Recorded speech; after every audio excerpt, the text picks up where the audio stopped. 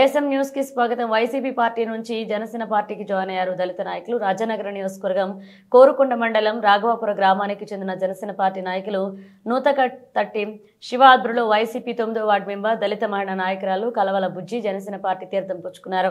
Janasena party అధ్యక్షులు ఆంధ్రప్రదేశ్ రాష్ట్ర ముఖ్యమంత్రి వర్యులు కొనిదెల పవన్ కళ్యాణ్ ఆశయాలు సిద్ధాంతాలు నచ్చి రాజానగరం నియోజకవర్గ శాసనసభ్యులు బత్తల బలరామకృష్ణ ఆధ్వర్యంలో నేడు కోరుకొండ జనసేన పార్టీ కార్యాలయం నందు చేరడం జరిగింది. వీరికి కండువా కప్పి సాదరంగా ఆహ్వానించారు ఎమ్మెల్యే బత్తుల.